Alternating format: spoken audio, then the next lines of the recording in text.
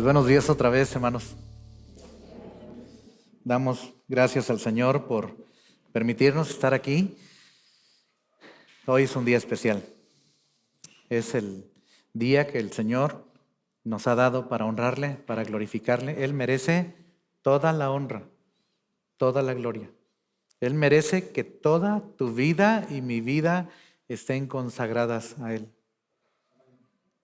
Y nos deja trabajar, y nos deja amar a nuestra familia, nos deja celebrar el Día del Papá. Gracias a Dios. Gracias por la bendición que Dios nos ha dado de ser padres, así como damos gracias a Dios por la bendición que ha dado a sus hijas de ser mamás también. Y algunas son mamás de hijos físicos y otras son mamás de hijos espirituales. Y gracias a Dios por eso. Amén. Entonces, hay muchos motivos todo el año. Cada día el Señor nos está dando motivos. Pero de poder abrir su palabra y leerla es único. Ok, vamos a abrir nuestra Biblia en el Evangelio de Mateo capítulo 26.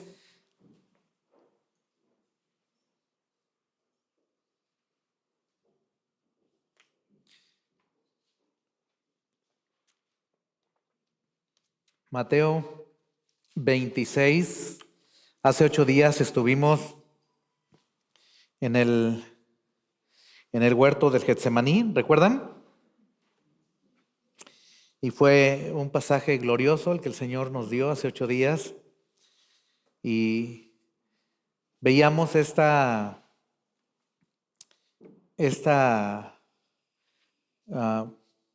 momento tan difícil, humanamente hablando, para el Señor. ¿Recuerdan? En un grado extremo, en un grado realmente extremo.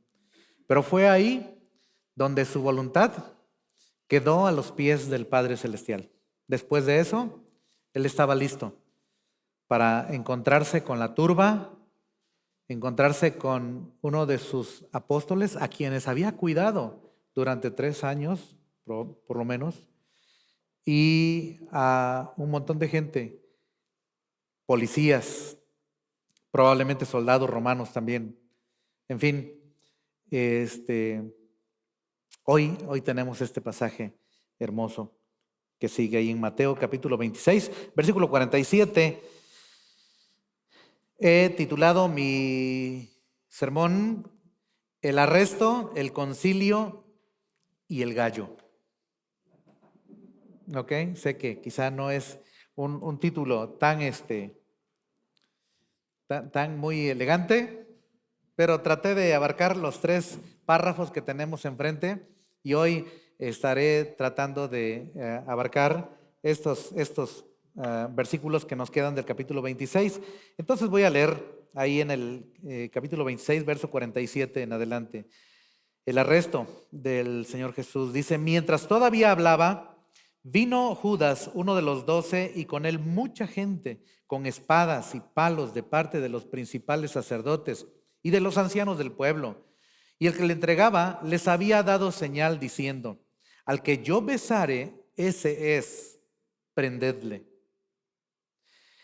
Y enseguida se acercó a Jesús y dijo: salve, maestro. Y le besó. Y Jesús le dijo: amigo, ¿a qué vienes? Entonces se acercaron y echaron mano a Jesús y le prendieron. Pero uno de los que estaban con Jesús, extendiendo la mano, sacó su espada e hiriendo a un siervo del sumo sacerdote, le quitó la oreja. Entonces Jesús le dijo: vuelve tu espada a su lugar, porque todos los que tomen espada a espada perecerán. ¿Acaso piensas que no puedo orar a mi Padre y que Él no me daría más de 12 legiones de ángeles? Pero ¿cómo entonces se cumplirían las escrituras de que es necesario que así se haga? En aquella hora dijo Jesús a la gente: ¿como contra un ladrón habéis salido con espadas y con palos para prenderme? Cada día me sentaba con vosotros enseñando en el templo y no me prendisteis. Mas todo esto sucede para que se cumplan las escrituras de los profetas. Entonces todos sus discípulos, dejándole, huyeron. Ahora viene el Señor Jesús ante el concilio. Dice el 57, los que prendieron a Jesús le llevaron al sumo sacerdote Caifás, a donde estaban reunidos los escribas y los ancianos. Mas Pedro le seguía de lejos hasta el patio del sumo sacerdote y entrando se sentó con los alguaciles para ver el fin. Y los principales sacerdotes y los ancianos y todo el concilio buscaban falso testimonio contra Jesús para entregarle a la muerte. Y no lo hallaron, aunque muchos testigos falsos se presentaban. Pero al fin vinieron 2 testigos falsos que dijeron: este dijo, puedo derribar el templo de Dios y en 3 días reedificarlo. Y levantándose el sumo sacerdote le dijo: ¿no respondes nada? ¿Qué testifican estos contra ti? Mas Jesús callaba. Entonces el sumo sacerdote le dijo: te conjuro por el Dios viviente que nos digas si eres tú el Cristo, el Hijo de Dios. Jesús le dijo: tú lo has dicho. Y además os digo que desde ahora veréis al Hijo del Hombre sentado a la diestra del poder de Dios y viniendo en las nubes del cielo. Entonces el sumo sacerdote rasgó sus vestiduras diciendo: ¡ah, blasfemado! ¿Qué más necesidad tenemos de testigos? He aquí ahora mismo habéis oído su blasfemia. ¿Qué os parece? Y respondiendo ellos dijeron: es reo de muerte.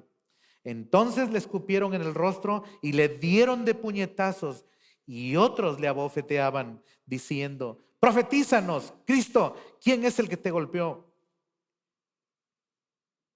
Y ahora el último párrafo es respecto a la negación de Pedro.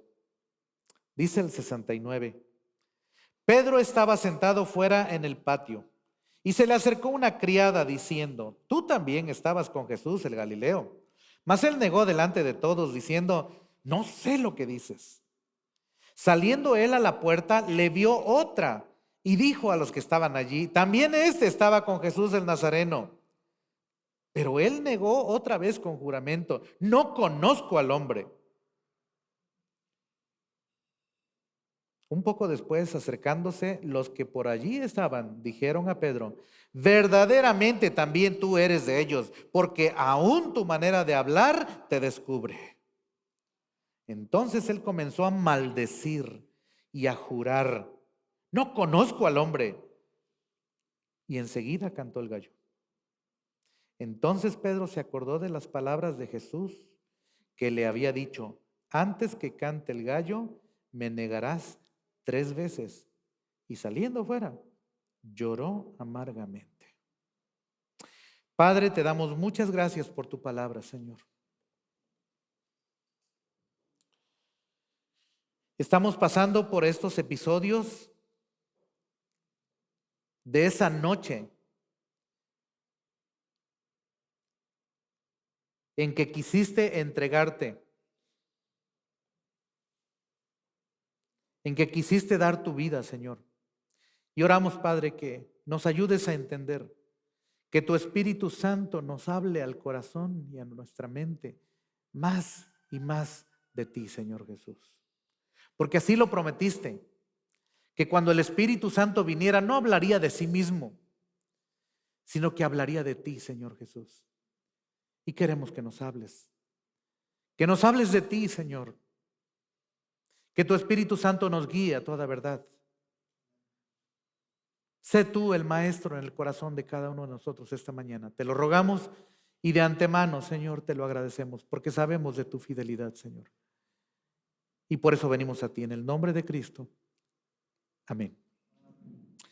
El arresto, el concilio y el gallo. A manera de introducción, quisiera preguntar: ¿alguna vez la vida te ha parecido injusta? ¿Sí? ¿Alguien alguna vez? Esta vida es injusta. ¿Realmente no te has dado cuenta qué tan injusta es la vida? Es mucho más injusta de lo que tú te has dado cuenta. Piensa en esa noche en que el Señor Jesús fue apresado y empezó a pasar todas estas cosas. Mi siguiente pregunta es, ¿alguna vez has sentido que andas lejos del Señor? ¿Alguna vez en tu corazón has pensado, creo que me he alejado del Señor? ¿Te ha pasado? ¿A alguien le ha pasado? Yo levanté la mano primero, entonces ya. ¿Sí? ¿Sí? Ok. Vamos a ver un poquito de esto esta mañana. Fíjense que al estar revisando este proceso de juicio sobre el Señor Jesús, aprendí que se llevaron a cabo dos clases de juicio. Uno, conocido como el juicio eclesiástico. Ahora, si es el juicio eclesiástico, es un juicio llevado a cabo por el clérigo, ¿verdad? De Israel. Ahí están los sumos sacerdotes. Y no nos va a dar tiempo de leer todos los pasajes de Marcos, de Lucas y de Juan, en donde recogiendo toda la información te das cuenta que estos líderes religiosos juzgaron al Señor. El otro, antes de decirles el otro, está Anás, está Caifás, están los principales sacerdotes y están los ancianos del pueblo. Todos ellos conforman el grupo de religiosos juzgando al Señor Jesucristo. ¿De acuerdo? Ahora, como digo, no tengo tiempo de mencionarte todos estos pasajes, Juan 18, Mateo 26, 57, Mateo 27, 1, en fin, todos estos pasajes describen, y una de las cosas, haciendo un paréntesis de este asunto del juicio, una de las cosas absurdas que había en ese tiempo era que en ese momento había por lo menos 2 sumos sacerdotes. Para los que han estudiado el tema del sacerdocio en el tabernáculo allá en el Antiguo Testamento, ¿cuántos sumos sacerdotes debía haber? Solo uno. Y en este momento hay por lo menos 2. Ahora, cuando digo por lo menos 2, es que cuando estudias un poquito la historia y cuando dejas que Flavio Josefo, el judío, el no cristiano, te diga cómo era la familia del sumo sacerdote, te das cuenta que había una pudrición, había un nido de ratas ahí, hermanos. Estaba Anás, estaban sus hijos, por lo menos 4 o 5 hijos, y estaba el yerno. Caifás no era hijo, Caifás era yerno. Y después de que algunos años Anás se benefició del sumo sacerdocio, entonces le pasó la patente a uno de sus hijos, y luego al otro, y luego al otro, y luego al otro, y cuando había pasado por todos sus hijos, ¿saben con quién compartió también? Con el yerno. Así estaba de podrido el sumo sacerdocio en ese momento. Entonces, no es de extrañar que esté Anás, el anciano, el viejito Anás, pero él es el jefe. Hay que pasar, el juicio tiene que pasar por él también. Pero él ya no quiere meterse en tantos líos. Hay que lo arregle mi yerno Caifás. Y Caifás va a reunir a los principales sacerdotes y a los ancianos del pueblo, y todos van a juntarse para llevar a cabo un juicio sobre el Señor Jesús. El otro lado de este juicio es el juicio de las autoridades civiles. A ver, ¿alguien sabe de uno de los que juzgaron a Jesús, que pertenecían a la clase de las autoridades civiles? Pilato, ahí está. Pilato, pero no es él solo. Pilato, esa noche o ese día, se dio cuenta que estaba su enemigo Herodes Antipas ahí en su palacio, porque Herodes Antipas tenía un palacio ahí en Jerusalén, a pesar de que él era rey en Galilea y tenía seguramente su palacio, sus esclavos, sus terrenos llenos de frutas y verduras y semillas. Sin embargo, tenía un palacio en la capital de Israel. Ese era Herodes Antipas. Y entonces Pilato dice, está este cuate con el que no me he llevado, he tenido problemas. ¿Será que los políticos tienen problemas entre ellos? Bueno, allá sí los tenían. Entonces dice, voy a enviar a este reo, porque este reo es Galileo, no es de aquí, no es judío, es de Galilea, es Galileo. Entonces se lo voy a enviar a Herodes. Ese día se hicieron amigos. ¿Qué tal? Limaron asperezas. Se fumaron la pipa de la paz. La paz infernal.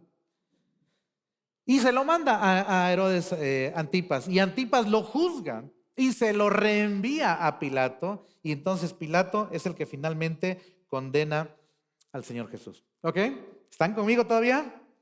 Bueno, ese fue más o menos el cuadro general. Un juicio en dos vertientes. El juicio religioso por parte de, obviamente, los líderes religiosos, y el juicio político o el juicio civil por parte de los gobernantes de ese momento. Qué tremendo. Pero hay dos cosas que me vienen aquí. El juicio que llevaron a cabo sobre el Señor Jesús, para mí tiene dos características. Fue un juicio ilegal y fue un juicio de lo más terrible. ¿Sí me explico? Vamos a ver por qué fue ilegal. Fue ilegal por siguientes razones. Esto está interesante. No sé si hay algún abogado aquí que después nos pueda dar una clase de leyes, pero por cierto, sé que los abogados estudian, hasta donde sé, toda la carrera llevan una materia que se llama Derecho Romano. Entonces, deben saber un poquito lo que estoy hablando. El juicio fue ilegal por las siguientes razones. Número uno, no se permitía celebrar juicios de noche en los que estuviera comprometida la vida del acusado. ¿Y a qué horas empezaron a juzgar al Señor? Como entre la 1 y las 3 de la mañana. Fíjense. Ese es número uno. Número dos, la ley farisea prohibía iniciar un juicio en vísperas de una fiesta grande como la Pascua, sobre un caso que implicara la pena capital del acusado. Y Jesús fue juzgado en la noche de la Pascua durante la fiesta. ¿Qué tal?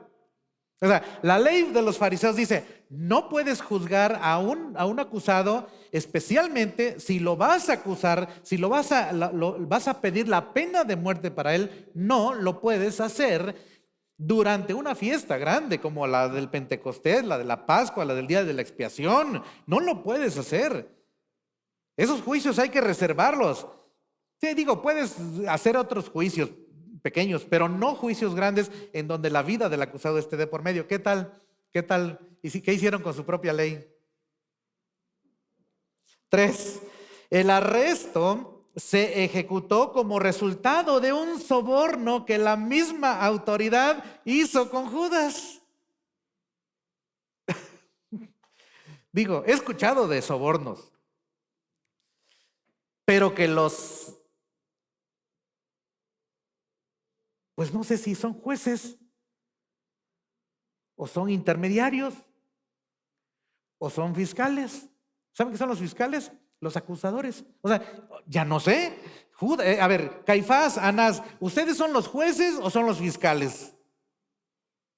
Son los que ustedes están recibiendo información, están recibiendo toda la evidencia que hay a favor y en contra para tomar una decisión, o ustedes están buscando las evidencias en su contra para condenarlo. ¿Qué dice el pasaje? Ellos estaban buscando, Caifás, Anás, estaban buscando evidencia en su contra, y para buscar evidencia en su contra tuvieron que contratar testigos. ¿Qué? Eso dice Mateo. Dice que obviamente no había testigos verdaderos. Nadie podía decir, oigan, me ofrezco voluntariamente, yo puedo atestiguar que este hombre dijo una blasfemia, yo puedo atestiguar que este hombre hizo una obra mala. No había. Entonces dijeron, vamos a buscar entre el populacho quien quiera dinero para ser testigo falso. ¿Y sabes quiénes están dando el dinero? Las autoridades. O sea, en donde la misma autoridad está sobornando para llevar a cabo este juicio. 4. Se forzó a Jesús a que se incriminara a sí mismo después de que ninguno de los testigos pudo comprobar algo. ¿Saben qué fue lo peor que el testigo falso dijo? Digo, yo oí que él dijo que puede destruir el templo y en 3 días levantarlo. ¿Y eso es blasfemia? ¿Ese es un delito?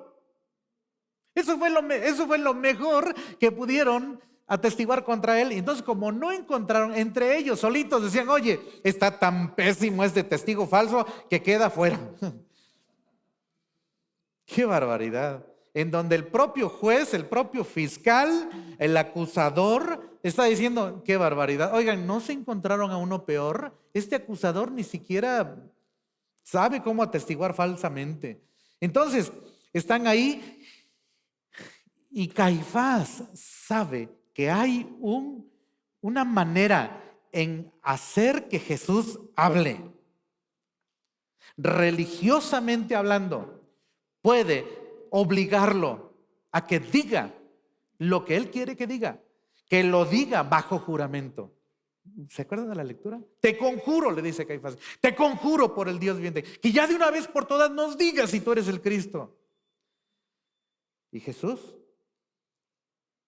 como se deja ver en Juan, en el Evangelio de Juan, gloriosa y magníficamente el Señor Jesús está controlando la conversación. ¿Saben qué? En el proceso, y esto dicho sea de paso, en el proceso allá en el capítulo 18 de Juan, Pilato tiene una conferencia con Jesús. O sea, lo está acusando y le dice, oye, te están acusando. Dicen que tú no dices la verdad. Y Jesús empieza a contestarle. Y Pilato dice, oye, ¿y qué es la verdad? ¿Me podrías explicar qué es la verdad? Y Jesús le empieza a explicar. Y le dice, oye, pero ¿qué este asunto del reino y de que el Mesías? Y Jesús le dice, es que mi reino no es de este mundo. Si mi reino fuera de este mundo, los míos, mis seguidores, pelearían. Pilato, estarías hecho trizas si mi reino fuera de este mundo. Yo no vengo a quitarte tus monedas romanas, Pilato. Mi reino es el reino de mi Padre Celestial. Todo el tiempo que platicó con Pilato, todo el tiempo Jesús dominó la conversación. Oigan, y toda la noche había sido azotado, abofeteado, le habían arrancado la barba y le habían puesto una corona de espinas. Unas espinas que según el guía Leslie, son unas espinas que es como un árbol, pero las ramas son como un tanto de bejuco. ¿Sí se entiende esto? O sea, son maniobrables, pero estas traen espinas encontradas. En otras palabras, en el momento en que una de las puntas pesca la piel, si la quieres sacar, ¿sabes qué hace la otra punta? Se entierra. ¿Te acuerdas, Mark? Yo corté una ramita y me la traje. Sí. Después mi esposa dijo, creo que esta es basura que está metiendo Mateo y me la tiró, pero siempre limpia la casa. No es cierto. Creo que la tiré yo. Oigan. Y le daban de golpes con una caña en la cabeza. Seguramente su rostro empezó a bañarse en sangre y los golpes que le dieron en la cara debieron haberle levantado, hinchado los pómulos y haberlo puesto morado, hermanos.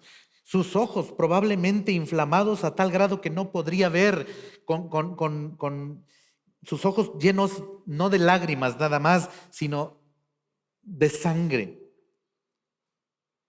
¿Puedes imaginarlo? Lo llevan amarrado con cadenas. Lo llevan atado y está frente a Pilato. Y Pilato quiere saber, por lo menos por morbo, quiere saber qué es la verdad. Y Jesús domina la conversación. Pero por si eso fuera poco, le llega un recadito a Pilato de parte de su esposa. ¿Alguien recuerda eso? Eso está increíble. Le dice la señora, oye, deja a este hombre, no te metas con él, es un hombre justo. Desde que empezaste a platicar con él, estoy teniendo pesadillas, Pilato. Deja a ese hombre, no le hagas nada. Ahora, Pilato sabía que tenía que quedar bien con alguien. Y en esta ocasión la esposa pues tenía que aguantarse un poquito. Entonces forzaron a Jesús a que se incriminara a sí mismo. 5. En el caso de la pena capital, la ley judía no permitía que la sentencia fuera ejecutada hasta el día después de que el acusado era declarado reo de muerte. A ver, lo agarraron el jueves, vamos a suponer.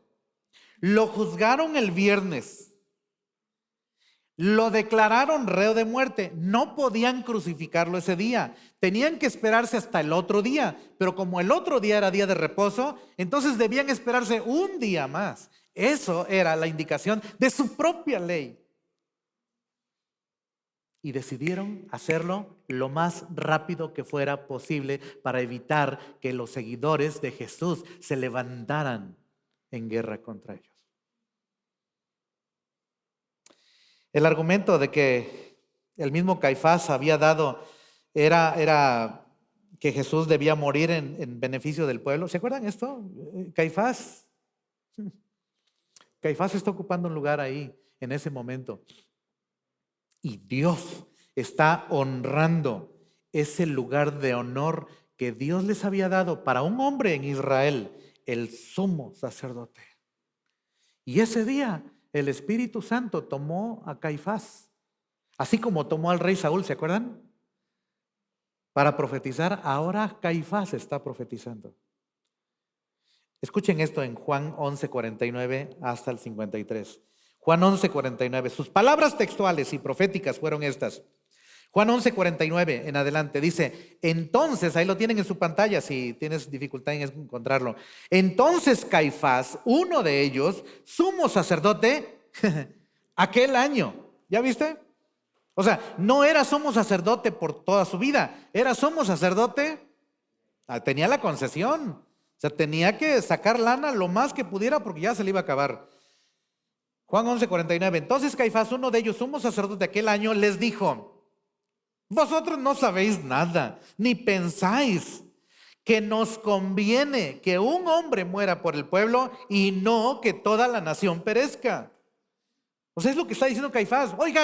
Óiganme por favor, yo soy políticamente sabio.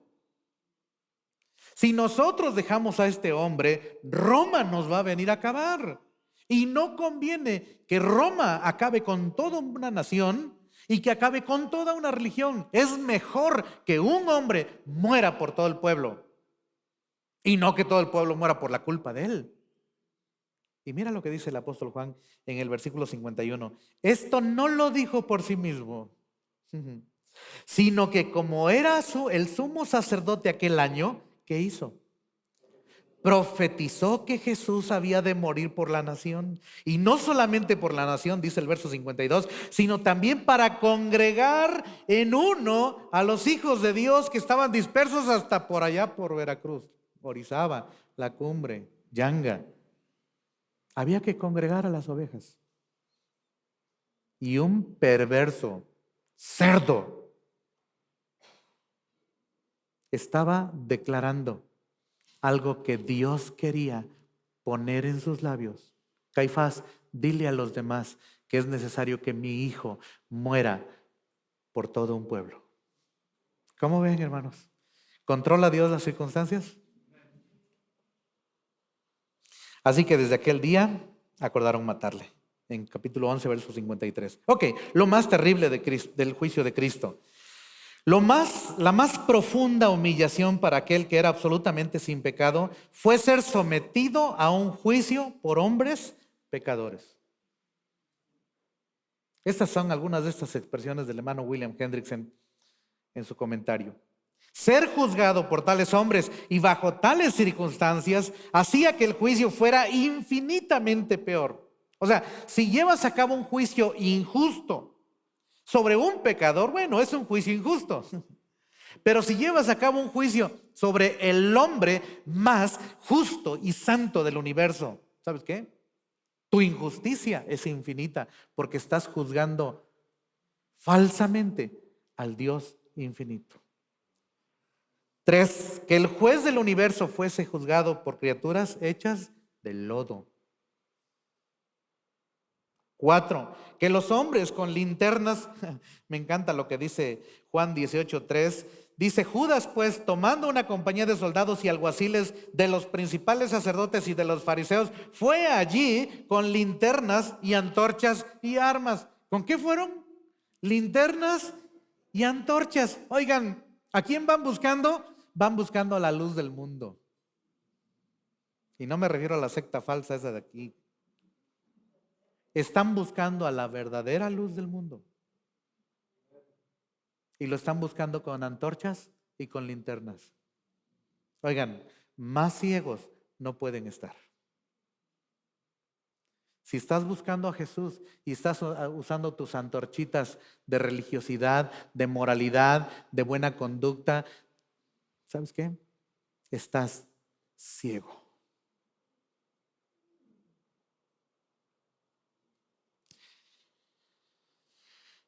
Que los hombres más perversos y delincuentes de la tierra juzgaran al hombre más santo y justo del universo. ¿Quieres un ejemplo? Ahí te van unos. El codicioso, venenoso y vengativo Anás. El rudo, astuto e hipócrita Caifás.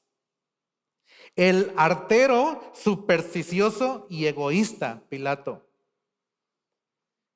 Y por último, el inmoral, ambicioso y superficial Herodes Antipas. Herodes Antipas, hay quienes dicen que nació sin cerebro. Fue uno de los hombres más torpes. De hecho, el Imperio Romano tuvo que deponerlos porque eran tan malos que ni para lo malo eran buenos. Oigan, pero en medio de toda esta trama, ¿se acuerdan que cuando llegó Judas, Jesús le dice, amigo, ¿a qué vienes? ¿Escucharon eso? Amigo, ¿a qué vienes? Tengo algunas razones que quiero compartirte por las cuales Jesús le dijo a Judas, amigo. Quizá te identifiques con alguna de estas.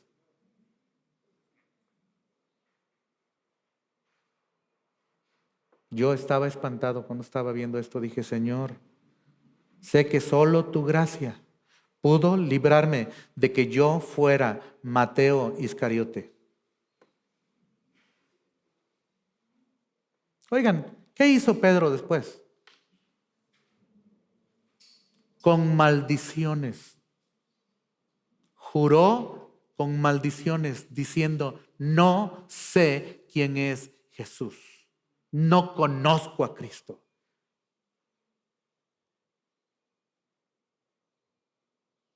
Número 1, para mostrarle al traidor la bajeza de su corazón.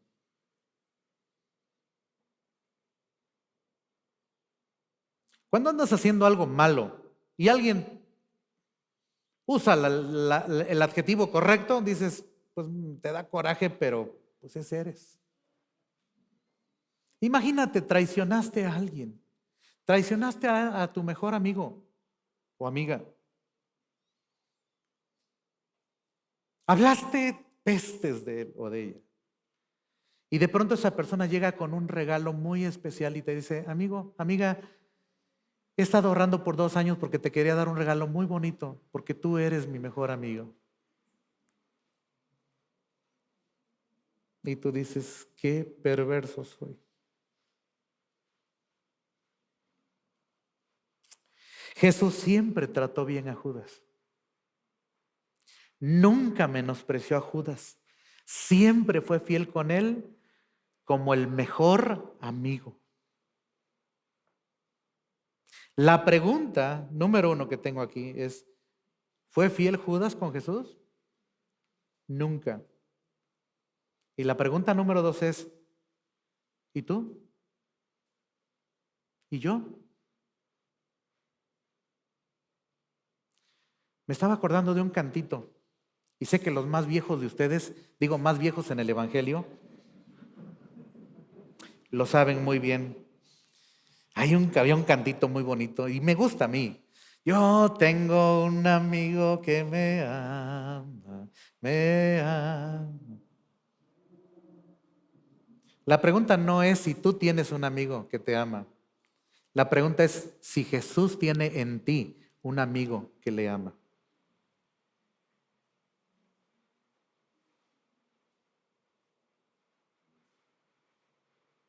O quizá si Jesús estuviera en esta mañana cerca de tu oído te diría, amigo, ¿a qué vienes? ¿A qué vienes? Segunda razón, para mostrarle a Judas que Jesús no estaba siendo engañado. A Jesús no lo puedes engañar. Puedes engañar al pastor. Es más, el pastor mismo se engaña él solo muchas veces. ¿No es cierto? De veras, hermanos. No necesito que me engañes, yo me engaño solo.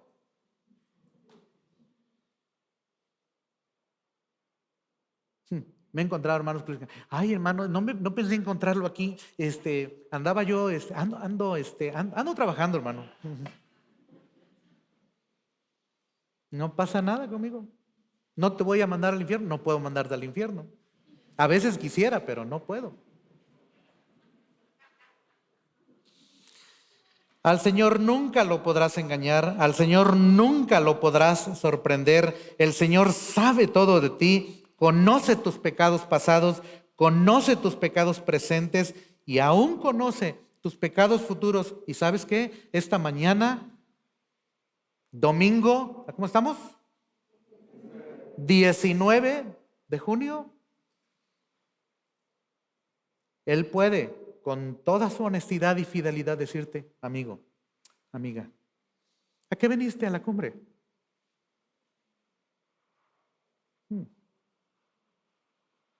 El Señor Jesús conocía a todos. Dice Juan 2:22 que Él no se fiaba de nadie de ahí, de los que decían creer en Él, porque conocía a todos y no tenía necesidad de que nadie le diese testimonio del hombre, pues Él sabía lo que había en el hombre. ¿Cierto? Juan capítulo 2, versos 23, 24 y 25. ¿Sabía Jesús cuando escogió a Judas? ¿Sabía que Judas lo iba a traicionar? ¿Qué piensas? Miren Juan capítulo 6, 70. Juan 6, 70 dice, Jesús les respondió, ¿no os he escogido yo a vosotros los 12? Y uno de vosotros es diablo. Yo sé quién de ustedes es diablo, dice Jesús. Él sabe. Él sabe por qué estás aquí. Y sí, yo sé que Pedro flaqueó y flaqueó terriblemente. Y cuando salió después de que el gallo había cantado, y ahorita vamos a ver eso. Razón número 3, ¿por qué Jesús le dijo amigo a Judas? Para advertirle a Judas del infierno que le esperaba por su propia decisión. Judas, tú decidiste ser el traidor. Ah, sí, pero es que, Señor, tú nos has enseñado que Dios es soberano y que Él hace lo que quiere y que Él me escogió para que yo fuera el traidor. Judas, tú fuiste llamado como uno de todos los demás. Y tu corazón malvado decidió traicionar el amor, el cariño, la fidelidad, la gracia y la bondad de Cristo Jesús. ¿No es cierto? Ciertamente todo estaba en el decreto divino, pero eso no le quitaba ni una pizca de responsabilidad a Judas. Y el texto original, vean ustedes ahí en el capítulo 26, por favor, versículo 50. Y Jesús le dijo, ¿qué dice? Amigo. ¿Cuál es la pregunta?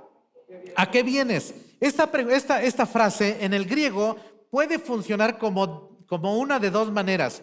Puede funcionar como pregunta, pero puede funcionar como una declaración también. Como pregunta es esta: amigo, ¿a qué vienes? Pero hay otras traducciones que dicen, amigo, a esto vienes. O sea, yo sé que veniste a esto. Todo el tiempo te he considerado como uno de mis 12 amigos y ahora sé que vienes a esto. Está difícil esto, ¿no? Número cuarto, mis puntos principales. ¿Por qué Pedro no debía usar una espada? Esta es otra pregunta que me vino a la mente, porque ¿se acuerdan que antes en el Evangelio de Lucas dice que les dijo Jesús, ¿qué traen? Nunca les he pedido que traigan espada, ni alforja, ni lonche, ni nada. Pero ahora sí, lo que tengan, a ver, sáquenlo. Y Pedro dijo, pues, a ver, aquí estoy. ¿Alguien trae alguna espada? ¿Y saben qué dijeron? Traemos dos. Oigan, pero no eran espadas, no eran de estas espadas así. ¿Cómo se llaman las espadonas estas grandes? Los sables. No, no era un sable, era como un cuchillo cebollero. Machaira es la palabra. Aquí traemos dos machairas, Señor, dos cuchillos. ¿A quién vamos a matar? Guárdenlas. Guárdenlas, está bien. Sin embargo, Pedro se guardó una. Y justo cuando están ahí, que no han podido velar con el Señor Jesús 1 hora, y que el Señor les dijo, velad y orad para que no entréis en tentación, el espíritu a la verdad está dispuesto, pero la carne, Pedro, el criminal que llevas dentro, el broncudo que llevas dentro, ahí está. Bueno, lo estoy diciendo por los israelitas, ¿verdad? Acá ni broncudos somos. El broncudo que llevas dentro, ahí está, Pedro. Y si no lo vences, te va a vencer. Y Jesús les dice, levántense, ya, dejen de dormir, aquí viene el que me entrega. Y ahí venían.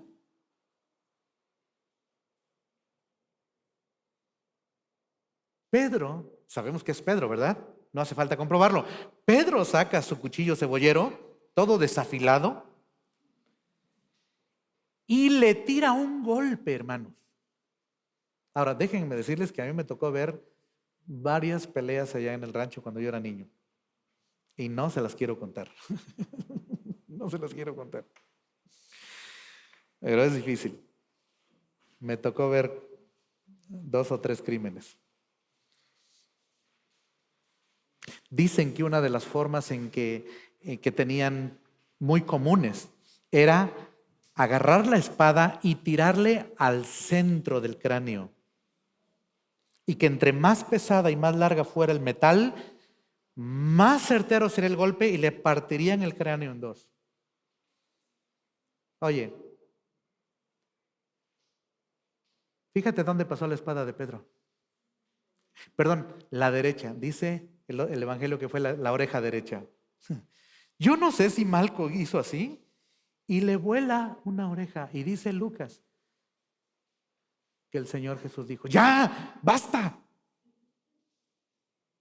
Tomó la oreja y se la volvió a poner a Malco.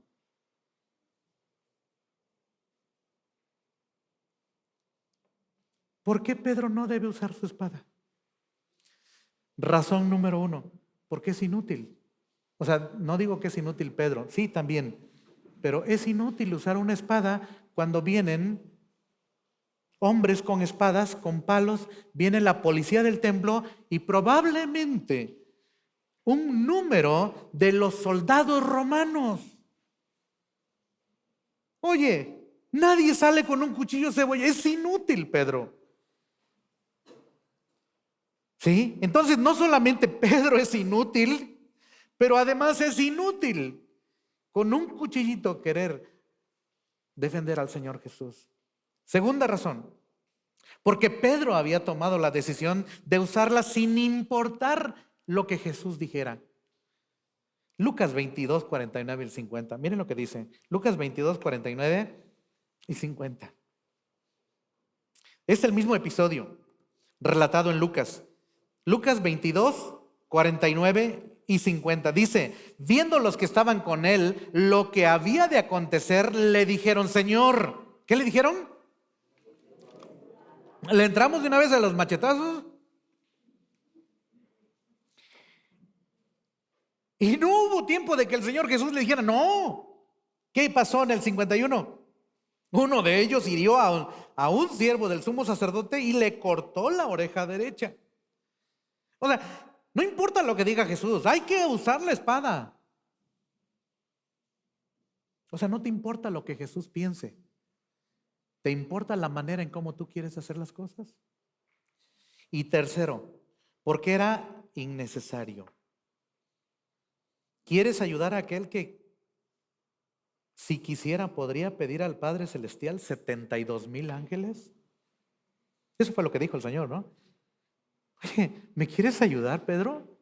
¿No crees que yo podría orar a mi Padre y que Él me enviaría 12 legiones? Una legión era de 6,000 soldados, una legión romana. 12 legiones de ángeles serían 72,000 soldados. Oigan, ¿cuántos ángeles se necesitaría para matar a un pueblo? Un ángel. Pedro, mi Padre podría enviarme 12 legiones. No te necesito. ¿Acaso piensas que no puedo orar a mi Padre? Dice el Señor. ¿Quieres cambiar el decreto divino, Pedro? Ya, Pedro, ¿se acuerdan que una y otra vez estaba contra la voluntad de Dios? Señor, no puedes permitir ir a la cruz. Eso no te puede pasar a ti, ¿eh? No te puede pasar a ti. ¿Cómo entonces, dice el verso 54 de Mateo 26, cómo entonces se cumplirán las escrituras de que es necesario que así se haga? Y quinto, por último, número 5. ¿Por qué negó Pedro al Señor Jesús?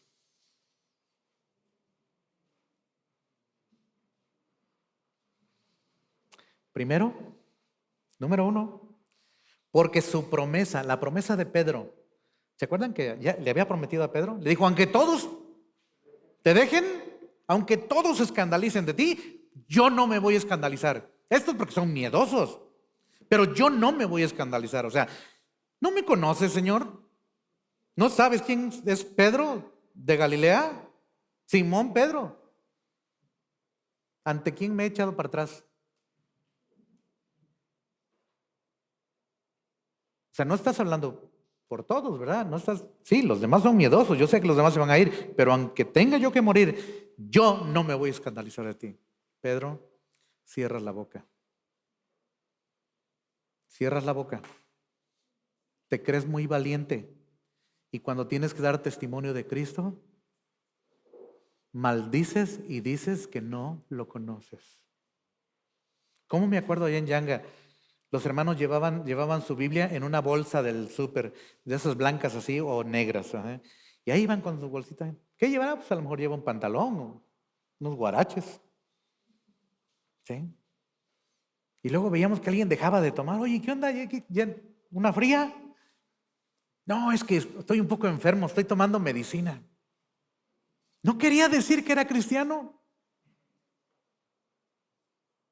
Wow. La promesa de Pedro de no escandalizarse había sido un acto de soberbia. Mira lo que dice Mateo 26:33. Ahí lo tienen. Pedro le dijo, aunque todos se escandalicen de ti, yo nunca me escandalizaré. ¿Sabes qué me recordó esto? Me recordó Proverbios 16:18, que dice, antes del quebrantamiento es la soberbia. Y antes de la caída, ¿qué? La altivez de espíritu. La busqué en la versión Dios habla hoy y dice, tras el orgullo viene el fracaso y tras la altanería viene la caída. No abras demasiado la boca. Estaba leyendo algunos dichos anoche de algunos que dan así de estas sentencias de cosas, ¿no? Entre ellas del orgullo, ¿no? Y uno decía que nadie es orgulloso cuando está solo. Pues ¿contra quién o sobre quién te enorgulleces? Yo podría decir, yo toco mejor la batería que nadie. Creo que está aquí Marta. Pero si no hubiera nadie, ¿a quién le digo? ¿Ya viste? El orgullo se nos sube porque queremos estar por encima de los demás. Pedro, acabas de humillar a tus compañeros y tu caída está en lo que canta un gallo. Segundo, porque el Señor había dicho que así iba a suceder. Pedro, antes que cante el gallo, 3 veces me habrás negado que me conoces, Pedro. Y dice Lucas que cuando el gallo cantó, ¿saben qué dice Lucas? Que el Señor se volteó y miró a Pedro. De esas veces que el predicador está diciendo algo y dices, esto le queda re bien a este. Bueno, no, perdóname, hermano, miré la bocina. Qué bueno que vino la hermana, qué bueno que está sentada hasta allá atrás. La vi de reojo que llegó, esto le cae, pero ¿sabes qué? Esto es mucho más. Que un hermano de la iglesia te vea que estás ahí escuchando el sermón, eso está bien. Esa es una expresión de cariño. Pero que el Señor te mire cuando justo acabas de fallar, como diciendo, te lo dije. ¿Te acuerdas? ¿Te acuerdas lo que prometiste el día que te entregaste a mí? ¿Te acuerdas cuán emocionado vivías los primeros días de tu vida cristiana? ¿Te acuerdas que estabas dispuesto o dispuesta a dar todo por mí? ¿Te acuerdas? Wow. Y tercera. La tercera razón por la que Pedro negó al Señor está en el verso 58. Mas Pedro le seguía, ¿qué dice? Hasta el patio del sumo sacerdote y entrando se sentó ¿con quiénes? Con los policías para ver el fin. Voy a ver en qué acaba esto. O sea, Pedro, así es Pedro. ¿No crees que es la única vez? En Juan 21, cuando el Señor Jesús ha resucitado, ¿saben qué dice Pedro? Esto se acabó. Chavos, yo me voy a pescar a Galilea. ¿Y saben qué dijeron los otros? Pues nos vamos contigo.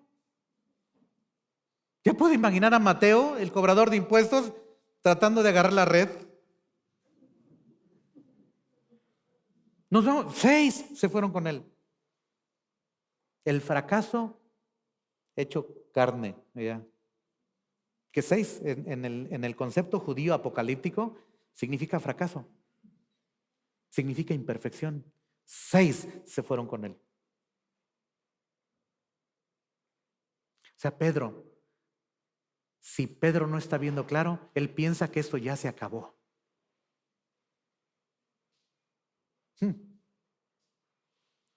Ha habido hermanos que luego me dicen, hermano, hoy vino como la mitad de la iglesia, como que ya la iglesia, ya la gente ya no quiere venir, ¿eh? Digo, ¿y los que están? Ellos sí quisieron. Gracias a Dios por los que quisieron, ¿no? Y sé que hay otros que quisieron y no pudieron. Pero su corazón está caminando de cerca con el Señor. ¿Sabes cuál es el problema de Pedro? Que Pedro está caminando de lejos. Esta es una metáfora, por supuesto. Cuando no estás siguiendo al Señor de cerca. Marcos 14:54. Miren, por favor, Marcos 14:54, porque Marcos añade una frase interesante que me gusta. Marcos 14:54. Esta vale la pena anotarla. ¿Ya lo tienen? Marcos 14:54. Dice Marcos, esta es la versión de Marcos. Y Pedro le siguió de lejos, hasta dentro del patio del sumo sacerdote. Y estaba sentado con los alguaciles, ¿haciendo qué? O sea, hasta frío se había puesto. Sí, la noche es fría. Esta noche en la que Dios nos ha permitido vivir está muy fría. Todo tipo de maldad y de ideologías perversas hacen que nuestro corazón se enfríe, ¿cierto o no? Y andamos buscando dónde encontrar un poquito de calor, un poquito de ánimo, ¿no es cierto? Cuando no estás siguiendo al Señor de cerca, entonces tu corazón se llena de temores que nunca imaginaste que tendrías. Cuando no estás siguiendo al Señor de cerca, entonces tu corazón se llena de dudas y de inseguridad. ¿Cierto o no? Ay, es que no sé si el Señor quiera que vaya yo a la iglesia.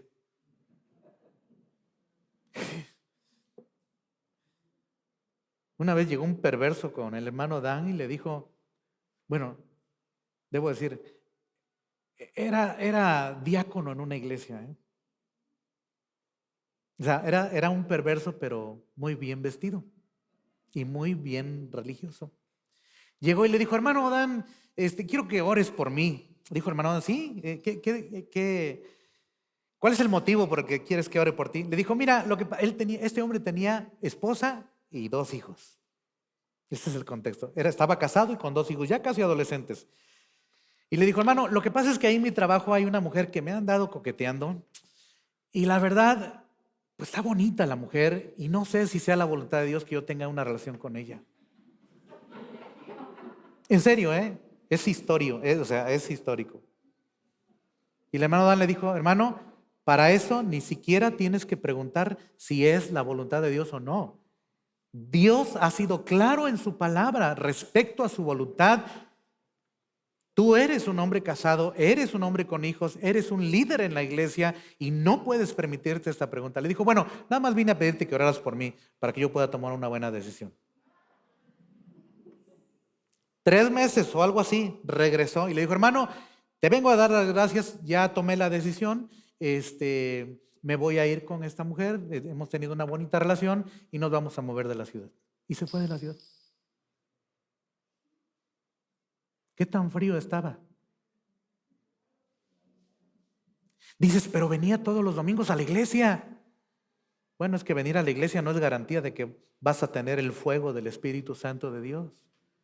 ¿Sí? ¿No es cierto? Los gatos luego andan aquí, hasta en la semana andan aquí buscando ratas. Y te aseguro que no tienen el fuego del Espíritu Santo de Dios. Y ellos andan más seguido aquí. No, esto andar de cerca con el Señor. Cuando no estás siguiendo al Señor de cerca, entonces tu corazón ya no tiene la misma fuerza para seguir adelante. Ojalá que tú y yo podamos seguir al Señor, no de lejos, sino de cerca. Si no estás siguiendo al Señor de cerca, hay 2 probabilidades. La primera es que el amor de tu corazón se ha enfriado. Y ahora estás buscando un poco de calor en las fogatas del enemigo. Es que tengo un amigo que no es cristiano, pero casi es cristiano, y él me anima un montón. Ah, mira, qué interesante. No es que es que me salió un proyecto y ya no puedo venir a la iglesia. Ok, qué bueno. No, es que estoy escuchando a un conferencista, no es cristiano, pero dice cosas muy buenas. ¿Han oído eso? Qué barbaridad. Tu corazón anda frío. Y la otra posibilidad es que tu corazón realmente nunca ha tenido el fuego del amor de Cristo, el fuego del amor más grande del universo. Cuando conozcas el fuego de su amor, conocerás y sabrás que nunca jamás quedarás a andar lejos. ¿Se acuerdan del reclamo que el Señor le hizo a la iglesia de la Odisea? Le dijo, tengo contra ti que has dejado, a la iglesia de Éfeso, has dejado tu primer amor. Y luego a la iglesia de la Odisea, ¿saben qué le dijo? Tengo contra ti que ni eres frío ni caliente, eres tibio. ¿Alguna vez han tomado agua tibia sin nada? Así, tibia. Las veces que yo lo intenté, me siento aquí que me empieza mis glándulas, no sé cuáles glándulas, ahí doctor, luego me ayudas. Pero empiezo a sentir aquí que se me empieza a hacer agua y me dan ganas de vomitar. Es mejor que esté bien calientito con un café y una conchita, o que sea fría y de tamarindo con un hielo. Pero tibia y sin nada da asco, hermanos. ¿Sabes qué estaba diciendo el Señor? Me das asco. Ojalá fueses frío o caliente. Pero por cuanto eres tibio y no frío ni caliente, te vomitaré de mi boca. Porque ni estás en el mundo, ni estás cerca de Cristo. Vamos a orar puestos de pie.